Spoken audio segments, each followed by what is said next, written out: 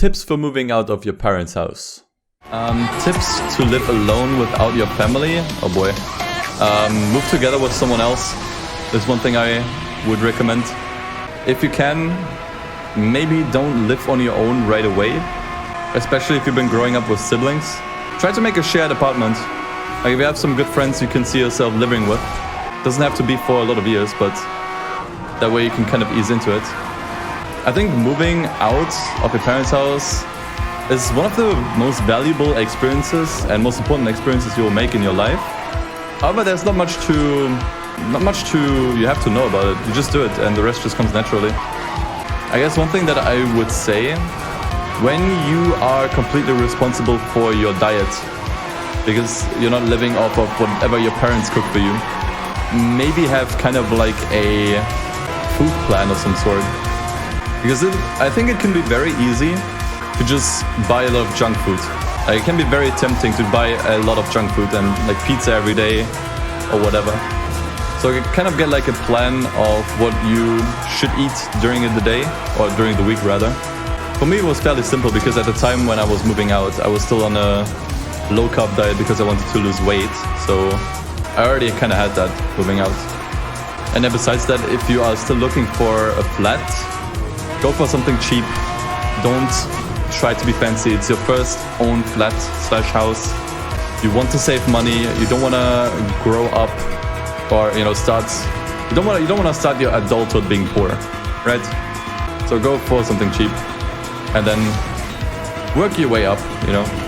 That's one thing I would recommend. Like for this apartment, for example, I paid 300 bucks. Like we live in a shared apartment, all of us pay 300 bucks for everything. So rent plus water plus electricity plus internet plus everything, 300 bucks. Which leaves me with a lot of leftover money during the month. And that I then invest into things that I think are important or, you know, things that I enjoy. Yeah, also one thing, hands-off delivery services. Like once you get into that temptation once you give into that temptation of ordering food, it's very easy to make a habit out of it. It's one thing that happened to one of my flatmates here. Like he just started ordering food one day after he discovered that, you know, you can basically order food from pizzerias and, you know, basically order takeaway through an app, so you don't have to actually call them. And once he found that out, he gave into the temptation of ordering takeout, right? That temptation eventually developed into a habit, and he was basically eating on takeout 3 to 4 times during the week, and lost a lot of money due to that. How I got suspended from Twitter. I got suspended off Twitter after 5 years because I added my birth year. Because okay, here's the Twitter story before we go. So I had a Twitter account and I made that one in 2012. The problem is I was 12 years old at the time, and Twitter, you can only create a Twitter account when you're 13. So I gave in a fake birth year, like 1995 or whatever. And you know, I basically, you know, I was on Twitter despite, you know, technically not being able to, because I was just 12. And eventually, I think it was in 2018, I decided, hey, time to change my birth year back, right?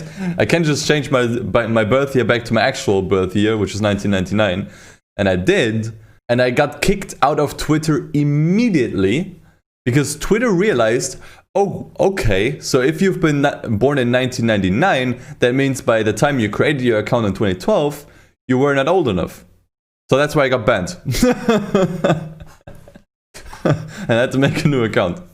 But yeah, it was so funny, like, Twitter was like, oh wait, you were born in 1999? That means you created the account, although you normally shouldn't have been able to. Yeah, we're gonna ban you now. It's like so stupid.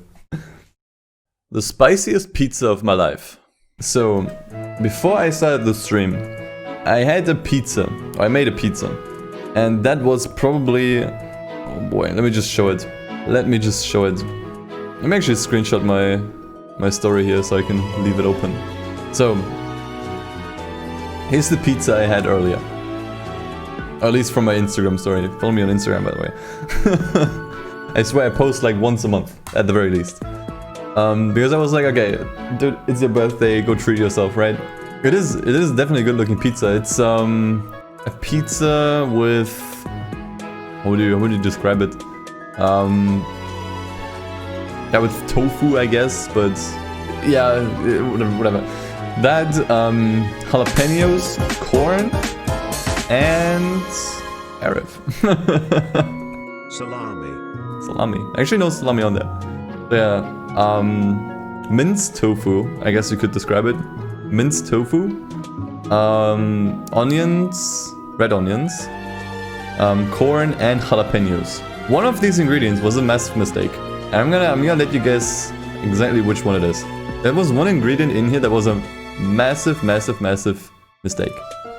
Tofu seems reasonable as well, but no, the tofu was actually really nice. But fucking hell, those jalapenos. So the thing is, I've had jalapenos before on oven pizza or at McDonald's. It is spicy.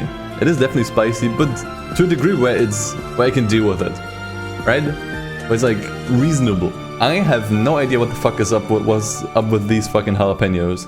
Jeez. Jalapenos are more. See, actually, links. I don't have that. I actually do not have that for some reason. Wait, those jalapenos. It said like on the packaging, the spice level was medium, like medium spice level. Like that was not medium, dude. My mouth was literally like it felt like something was stabbing me from the inside of my mouth. It was so spicy, and I can usually handle a bit of spice. I'm gonna be honest, not a lot, but I can handle a good bit of spice. But this was actually so fucking hot. I absolutely could not eat it. It was legitimately painful to eat this. So I actually had to remove the jalapenos. But the problem is, since the juice of the jalapenos already moved, like it kind of oozed into the pizza, it didn't really help much. So now I have 2/3 of my CBT pizza left, and I don't know if I want to eat it. So bad, especially because I put so much of them on it. You can see just how much I put on it. Oh, I can draw. Wait, can I draw? Like here. Dude, that's only 2 pieces. It is the one and only CBT pizza, and I got like a whole package of milk, and it didn't help at all. I legitimately had to stop eating for 10 minutes. I actually had to stop eating. MTT, mouth and tongue torture. Yeah, it seems more accurate. This was actually so painful. Mad Monk versus G Fuel. Mad Monk. Got it here, but I only take that in emergencies. I only use that in emergencies where I didn't get any sleep, or I don't know, because it is much stronger. But as I said, only in emergencies. But no, like the thing about G Fuel is also, I have always had a problem with drinking enough water, or just generally drinking enough with hydration. Always had issues with that, even as a kid. And G Fuel helped me kind of, well, stay more hydrated. And I noticed that ever since I ran out, I don't drink enough. So yeah, on that note, cheers. My most viewed clip on Twitch. Oh my god. Dude, this for the longest time has been my most viewed clip. And it's probably my favorite one. It is. I have to watch this again. But while I'm launching Jackbox, one more reminder for everyone that's new here. You can kind of already see it coming, right? Like look over here. You can kind of see it's like flying behind me. In case you haven't noticed, sound effects are free, but since you guys... That thing was disgusting, dude. You know my favorite part about this is actually the chat reaction. You motherfucker. Yo, fuck Wasp, dude. I hate them. I will never stop hating them, seriously. That was like the 3rd one on that day, by the way. I had 2 prior to the stream start, and that was the 3rd one. But yeah, that's by the way, that's where the whole bee stuff came from. That's where you guys have bees as... Actually, it's bumblebees. It's supposed to be bumblebees. So like the nice ones, you know? You motherfucker, dude. Like a sub-badges are bumblebees, because bumblebees are like the nice ones, right? And never sting and leave you alone and are cute. So we have like the bumblebees is like the one clan, and then the enemy clan is like the wasps. Fucking wasp. How I found my passion being a creator, and also some other topics because I went on a ramble. Cinematography club in school. Yeah, same. We had something close We, at some point, had an extracurricular activity. Actually, it was more like a project week. And I signed up for making an image movie for the school. Because the one they had before that was so bad and cringe. I was so frustrated with it because I knew I could do better. And I was convinced I can do a better job. So I signed up for it. And we made it. Super messy. I had to work overtime on it actually because they managed it so badly with the filming. I got the footage late at night and was due the next day, so I had to basically edit all night long. I was like, okay, it's gonna be worth it, surely. And then eventually, you know, when it was time to present all of the projects that, you know, we've been working for, and we could like go check out the other projects, we had kind of like a presentation of the image movie that we made. And that was actually a pretty eye-opening experience for me, because it was the first time there was like a crowd of people watching something that I made. You know, like I was doing YouTube at the time, quite successful actually, but on YouTube you only see numbers, right? It was always just numbers and watch time and that stuff. And that was actually the first time where I physically saw a sizable amount of people watching something on a big screen that I made. And that to me was so eye-opening. That to me, I don't exactly know what it was, but that to me was the moment where I realized, yeah, this is what I want to do. This gives me so much satisfaction to create something and then have other people watch and enjoy it. You know, that I realized, yeah, I want to keep doing this. You know, this is what I'm good at. This is what I can sort of bring to the world, and I want to keep at it. So yeah, I just did it. You know, I've never stopped to create content ever since. Always had different ways to go about it, you know. I had times where my own YouTube channel was very active. Then I eventually switched over to editing for Kuru. Then I did my own streams again, you know. But that principle of, you know, creating content for others never changed. And it was mainly because of that one experience, you know. Seeing these people, almost like parents, students, everyone, you know, watching and enjoying something that I made. And seeing that in person did so much. It was really eye-opening. But yeah, that image movie, unfortunately, never got used. They stuck with their cringy one from 10 years ago. That was severely outdated and also really terrible. But it didn't matter in the end, because the school closed down 2 years later. So yeah, guess it didn't really matter in the end. Same feelings with editing mine and those videos. Yeah, I guess. But I mean, for me, it made a difference, I will say. Because I had a pretty successful YouTube channel at the time. It was like 2016. And that's when I started doing, first of all, videos in English. So I reached out to a bigger audience.